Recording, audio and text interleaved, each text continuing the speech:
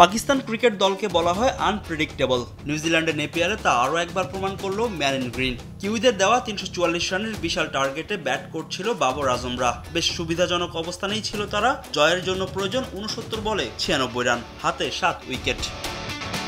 উইকেটে ছিলেন দুই সেট ব্যাটার বাবর আজম ও সালমান আগা। সেখান থেকেই ছন্দপতন। উইল উরকির বলে পুল করতে গিয়ে বাউন্ডারি লাইনে ড্যারেল মিচেলের হাতে ক্যাচ তুলে দেন বাবর আজম।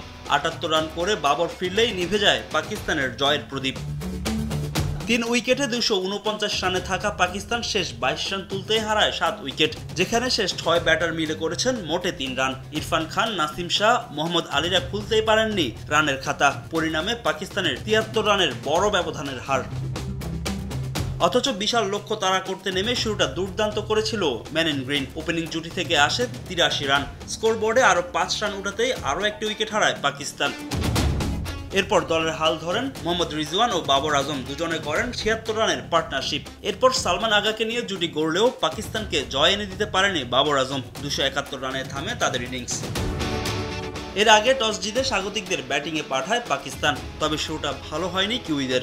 ৮ রানে উইল ইয়াংকে ফেরান নাসিম শাহ। এরপর একে একে প্যাভিলিয়নে ফেরেন নিক কেইলি ও হেনরি নিকোলস। সেখান থেকে দলের হাল ধরেন মার্ক চ্যাপম্যান ও ড্যারেল মিচেল। দুজনে গড়েন ১৯৯ রানের বড় পার্টনারশিপ। চ্যাপম্যানের উইলো থেকে আসে ১৩২ রান আর ৭৬ রান করেন মিচেল। শেষের দিকে অভিযুক্ত মোহাম্মদ আব্বাসের ম্যাজিক। ওয়ানডেতে দ্রুততম 50 তুলে নেন পাকিস্তানে জন্ম নেওয়া এই কিউই ব্যাটার। তার ২৬ বলে ৫২ রানের ইনিংসে বড় সংগ্রহ পায় স্বাগতিকরা। এ জয়ে ৩ ম্যাচ সিরিজে ১-০তে লিড নিল ব্ল্যাক ক্যাপস। ফাহিম ইসলাম, সময় সংবাদ।